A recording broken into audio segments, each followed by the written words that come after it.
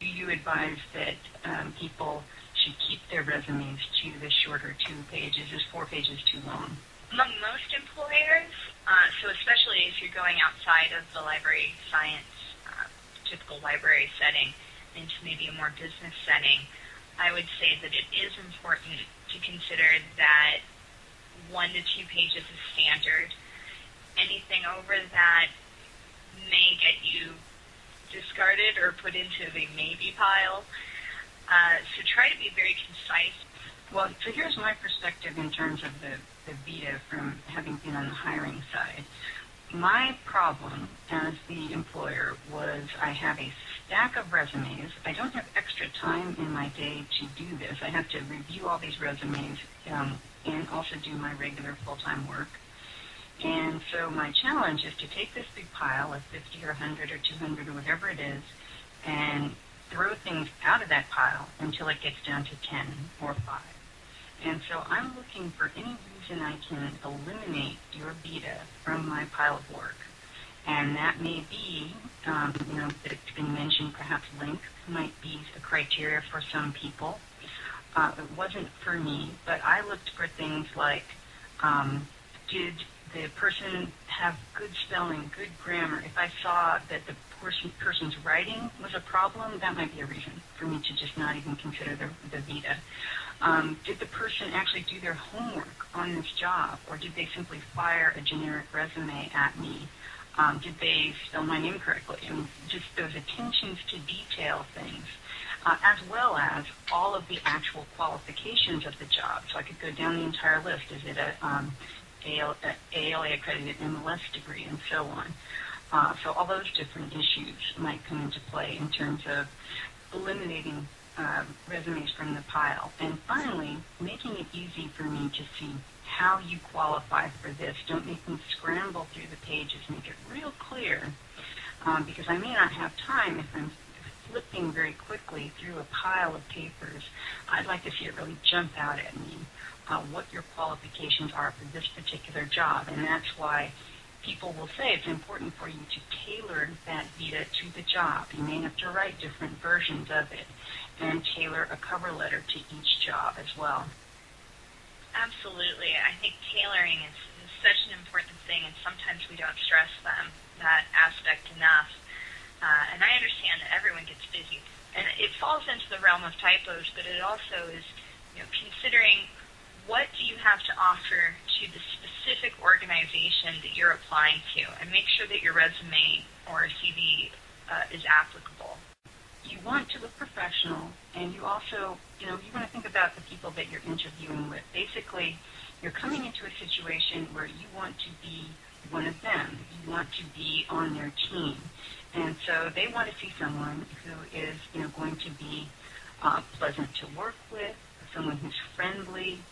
They want to see that you're interested in them and that you've done your homework on their institution and on their organization, that you know who they are is great. If you've done some work on the organization, what it does, what programs it has, who the people are, maybe read up about them, you have intelligent questions for them. They are going to ask you, what questions do you have? And so be prepared to receive that question and have some good questions for them. Being able to talk knowledgeably about what they do and how you might fit with it. The different things that you can bring to their organization that add to what they are already doing. Also, the Career Center offers 3 different sheets, like the PDFs that I showed before on resumes and CVs, about the interviewing process. So we have one specifically for telephone interviewing, one specifically for interviewing in person, and a third for your second interview. Just because you didn't get a job offer doesn't mean that you didn't rank very highly. And there's only one job available. Whoever's got the most on-target qualifications got the first offer. However, even after you receive a rejection, it's possible that it's not over. So it's possible that that person who was offered the job first may turn it down or have a different offer, and they'll go down the list to the next person. It's possible also for you to get pulled off of the list for another job that is in the same institution.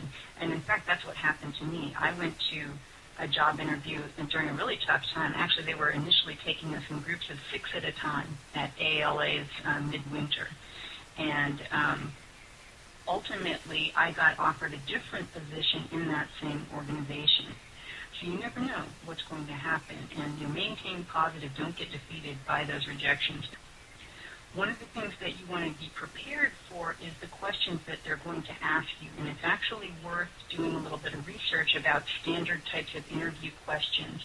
Dr. Koontz has some great links in that CCI Student Services website that give you example questions you might be asked.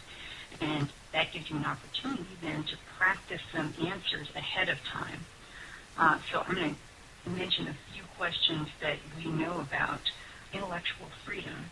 And so giving you a situation where someone's perhaps asking for a book to be withdrawn. What would you do in this situation? How would you handle a problem customer? And so having an answer ready for those kinds of things.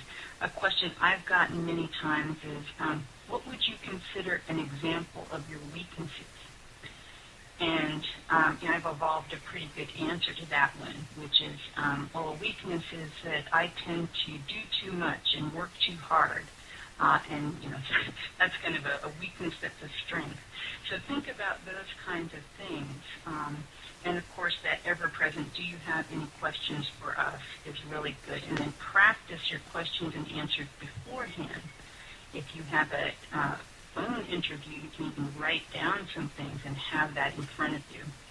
One of the things that Dr. Mon and I talked about is these hard times. Many employers don't have the resources that they used to for training. So they're looking for people who can hit the ground running. That doesn't mean that you know everything, but you're willing to confront the fact that learning it may be a little bit more difficult. I agree. One thing that we stress to our students who come in and do the mock interviews or the telephone interviews is that there's a lot of situational interviewing where the interviewer will ask you, okay, so in this situation, what would you do? And I know that for my phone interview, I actually went ahead and prepared notes for myself because I know that I get nervous when I can't see the people and get a physical reaction. So make notes. Do kind of a situational role-playing in your brain. Think to yourself, okay, well, what are examples of when I was a good leader? What's an example of when I had a project deadline that was, fast approaching? So think about how you have either responded in the past, what experience you've had that are related, and write them down if you need to. There's absolutely no shame in studying for your interview as if you're studying for an exam. About sending thank you notes, that's really important.